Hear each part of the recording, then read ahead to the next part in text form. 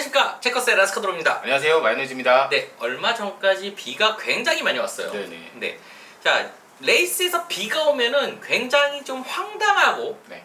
뭐 재밌는 여러 가지 상황이 나오는데, 맞죠. 네. 변수가 많으니까 사실 그거 보는 재미도 쏠쏠해요. 네네. 그래서 예전에 그 FOM 회장이었던 버니 에클레스터는 맑은 날에도 그냥 시간 정해가지고 트랙에 물 뿌리자라고 얘기를 했었어요.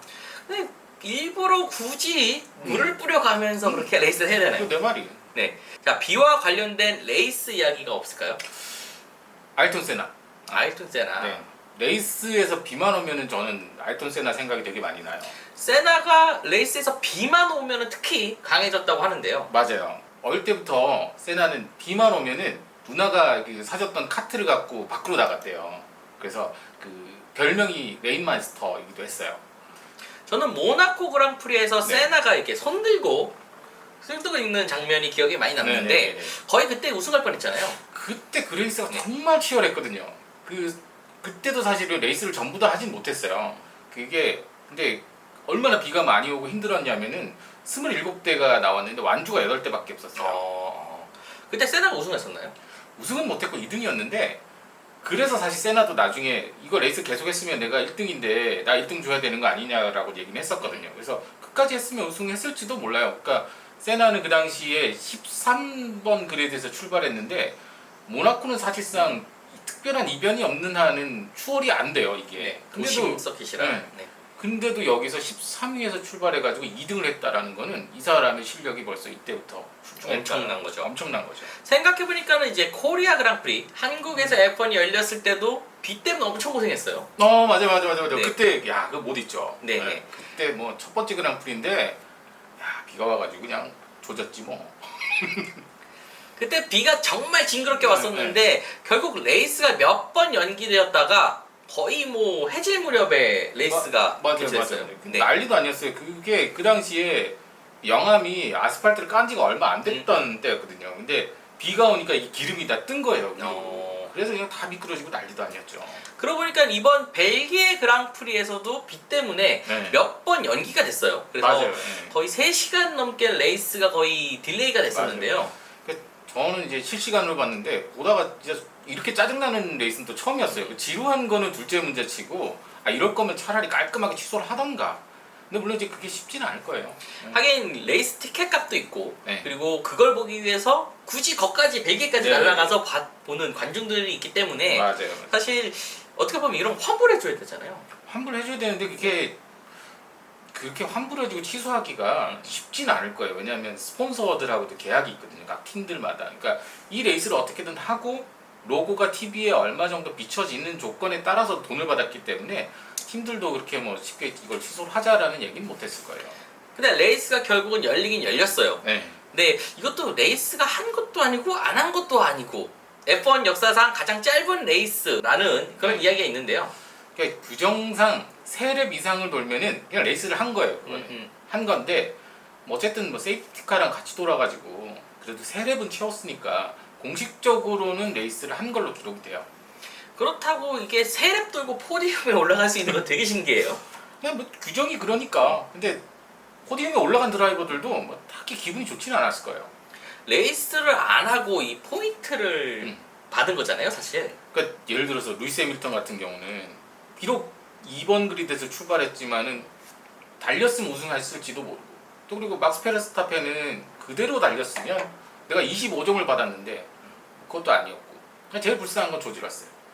그렇죠. 윌리엄스에서 언제 그 포디움을 한번 올라오고 맞아요. 했다고. 실제로 레이스에서 포디움에 올라갈 수 있는 거의 유일한 거의 기회였는데 그래도 포인트를 받았잖아요. 받았어요. 네. 근데 절반밖에 안 돼요.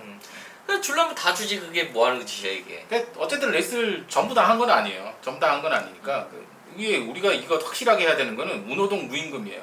F1은 철저하게 노동을 하지 않으면 돈을 주지 않아요. 네. 예전에도 이런 경우가 있었나요? 있었죠. 2009년 말레이시아 때가 그랬어요. 그때는 좀 상황은 달랐어요. 그 레이스를 하던 도중에 왜 동남아시아 가면은 스콜이 갑자기 내리잖아요. 근데 그 해 따라 유독 많이 와가지고 이게 트랙이 다 잠기는 바람에 계속 연기를 하다가 결국 이제 전체 시간 3시간을 넘어버렸어요. 그래서 그냥 거기서 스톱하고 레이스를 절반만 줬죠. 근데 비가 그 정도로 오면 사실 취소해야 되는 게 맞는데 네. 타이어 수막 때문에라도 사실 이게 좀 달리기가 힘들잖아요. 수막 현상도 굉장히 위험해요 사실. 네. 근데 그것보다 더 위험한 거는 앞차가 안 보여요. 웨트 타이어가 한 번씩 돌면은 초당 거의 뿌리는 물의 양이 수십 리터예요. 근데 이게 전부 뒤로 가거든요. 특히나 디퓨저 밑으로 이 분사되는 물의 양이 엄청나기 때문에 실제로 이 아마 지금 자료 사진에 영상을 보실 수 있으면 보시겠지만은 엄청난 양의 물이 뒤로 뿌려져 나간다. 그러니까 안 보여요 앞이. 그래서 정말 위험한 거예요. 그러고 보니까 슈마우랑 쿨사드가 충돌하는 장면도 비 온 날 벨기에 그랑프리였는데 이게 언제쯤이었죠? 이게 제 기억에는 2000년대로 기억이 나는데 네네. 그때 당시 슈마우가 얼마나 빡이 쳤냐면 거기 원래는 그러면 안 돼요 절대로. 옆 게러지 맥라렌 게러지로 찾아가가지고 네가 날 죽이려고 그랬다고 막 그렇게 얘기를 했거든요. 근데 쿨사드 입장에서 억울한 면은 있을 거예요 분명히. 나중에 인터뷰를 제가 잠깐 본 적이 있는데 억울했었대요. 왜냐하면 자기도 사이드 미러에 아무것도 안 보이는데 뭐 뒤에 누가 오는지 어떻게 알아. 앞이 안 보이는 거랑 수막 현상 말고 또 위험한 게 있을까요? 브레이크죠. 아, 브레이크 온도가 오르질 않아요. 그러네요. 그러니까 브레이크가 전혀 들지 않죠. 그러니까 특히나 포뮬러 1카는 브레이크 덕트가 크잖아요. 그러니까 일로 빗물이 다 들어오는 거예요. 그러니까 브레이크가 식어버리죠. 그러면 여기 또 타이어 온도까지 낮아지니까 브레이크를 밟아도 안 되는 거죠. 2014년 일본 그랑프리에서 있었던 사고도 그런 경우인가요? 정확하게 분석을 하기는 한 건 아니지만 좀 복합적이었을 거예요. 뭐 그 코너에서 수박 현상 때문에 미끄러진 건지 타이어 온도가 낮아서 그런 건지 어쨌든 뭐 브레이크도 제대로 안 듣고 뭐 그랬겠죠. 그때 드라이버가 누구죠?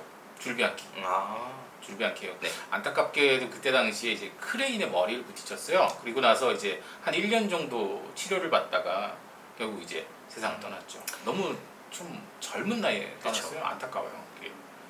이제 비 얘기하다가 비앙키 이야기를 하니까 좀 우울해지는데 네. 자 비앙키를 위해서 한잔하겠습니다. 네, 두비앙키.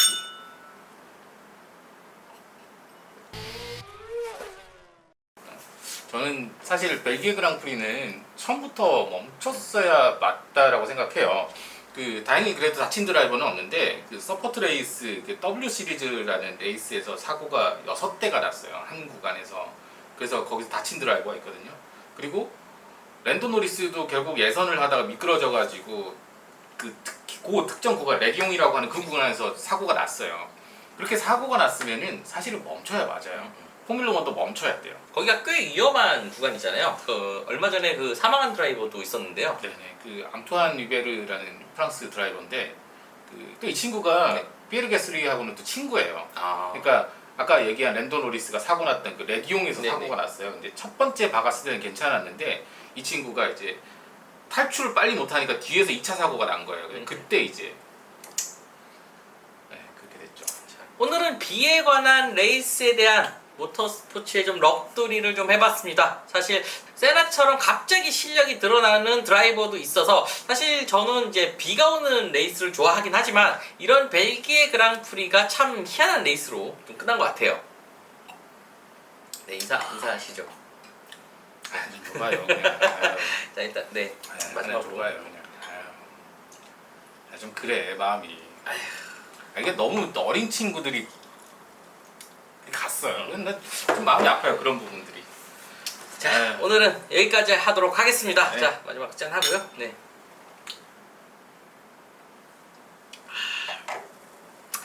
네 다음에는 좀 더 재밌는 컨텐츠로 가져오도록 하겠습니다. 구독과 좋아요 눌러주시면 감사드리겠습니다. 감사합니다. 감사합니다.